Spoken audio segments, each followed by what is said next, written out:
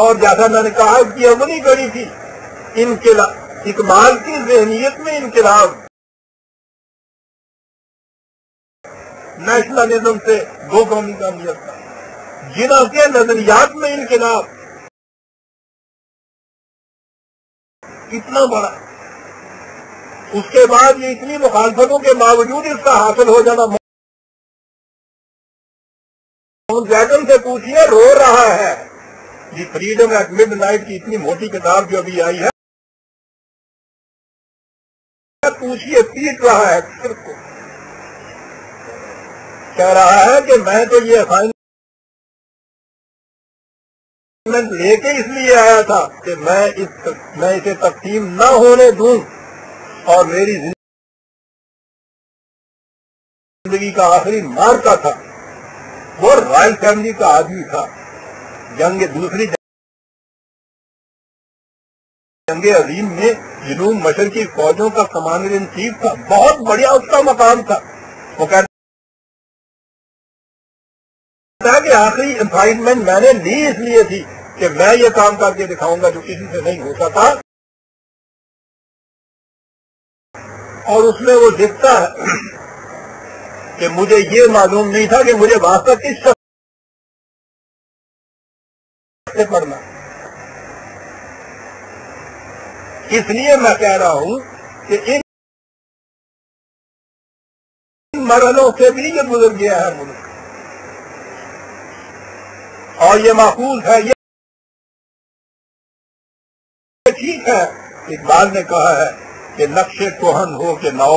منزل آخر فنا، لیکن اس کے ساتھ ہی اس نے کہا ہے کہ ہے مگر اس نقش میں رنگ ثبات و دوام جس کو کیا ہو کسی مرد خدا نے تمام، اور اس نقش میں تو اس مرد خدا کے خون جگر کی سرخیاں بھی جھلک رہی ہیں۔ اس نے تو جان دے کے یہ حاصل کیا تھا، اتنا سستا نہیں ہے عزیزان من کہ فطرت اس کو یوں پھینک دے گی۔ کتنا عزیز تھا یہ شخص عزیزان من، جب میں تصور میں رہتا ہوں اس کو،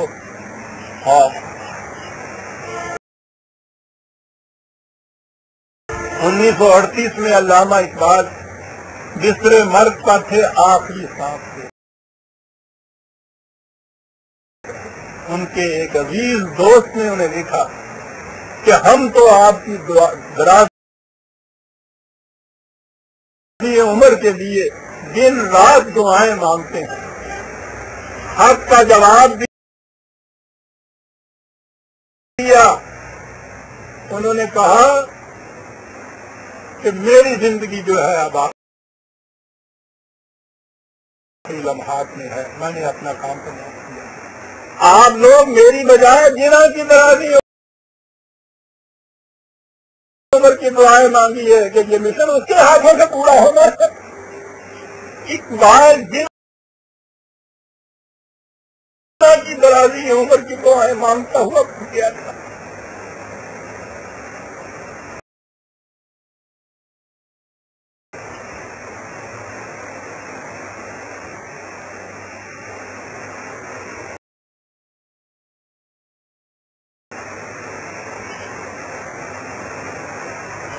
یہ ایک دوسرے کو پہچانتے، یہ ایک دوسرے کی قدر جانتے۔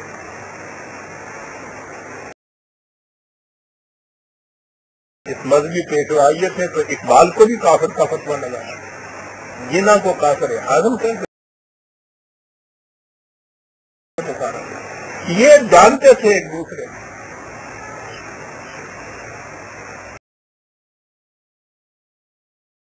اقبال نے جنہاں کے متعلق یہ کہا، اور جنہاں نے اقبال کی وفات پر کہا تھا کہ وہ ایک عظیم رفیق میرے رہنما تھے، بہت بڑے مفکر تھے، تاریخ پاکستان کی تاریخ میں جو تاریخ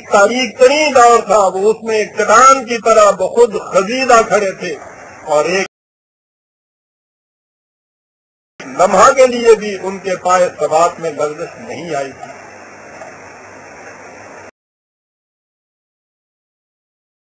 23 مارچ 40 کو یہ ریزولوشن پاس ہوا، 25 مارچ 40 کو یہاں یوم اقبال منایا گیا تھا، یاد ہے شیخ صاحب؟ 25 مارچ 40 کو یہ 2 دن بعد اس میں انہوں نے سنیے کیا کہا تھا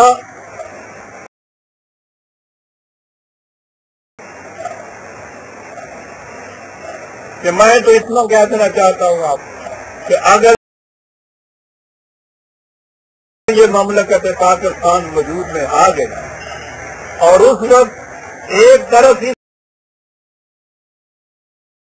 مملکت کی سربراہی میرے سامنے ہوئی اور دوسری طرف اقبال کی کتابوں کا خط، اور مجھ سے کہا گیا کہ ان دونوں میں سے کسی ایک کو چن لو، تو میں اقبال کی کتابوں کا خط چن۔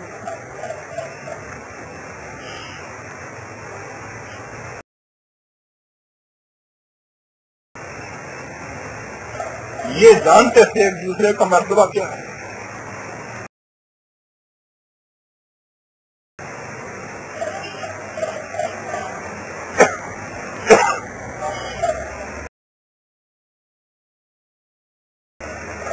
اقبال اور قائد اعظم عزیزان امان اس مملکت پاکستان کے ساتھ ناز چہرے کی 2 روشن آنکھیں تھیں۔ آنکھیں تو الگ الگ نظر آتی ہیں، ان کی نظر میں وحدت ہوتی ہے، ان کا نصب العین ایک ہوتا ہے۔ ان کی کیفیت یہ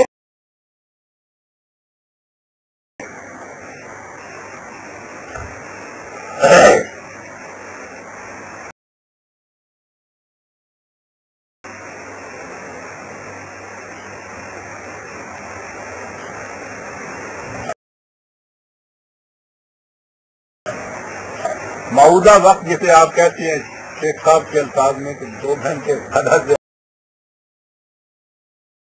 زیادہ لیجیے، وہ تو کچھ ہو رہا ہے۔ چند منٹ اور چاہوں گا کہ کچھ یادیں اور ہیں جو اوور کر ذہن میں آ جائیں۔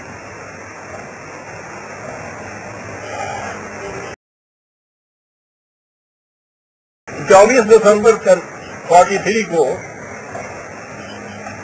آل انڈیا مسلم لیگ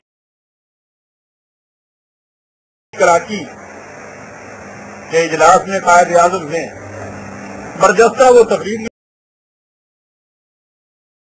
کیا کرتے تھے، 2-3 گھنٹے کی تقریر، اور اس میں ان تمام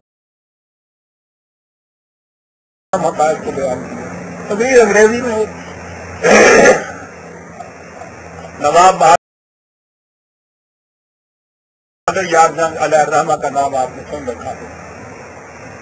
زبان پہ بارے خدایا جو عظیم مرد مومن،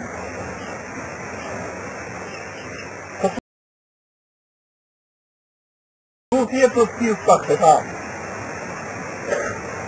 وہ خطیب تھا ایک بے نظیر قسم کا، اور اس کا خطاب اسلام کے اثر و درد میں ڈوبا ہوا۔ بیٹھے تھے وہ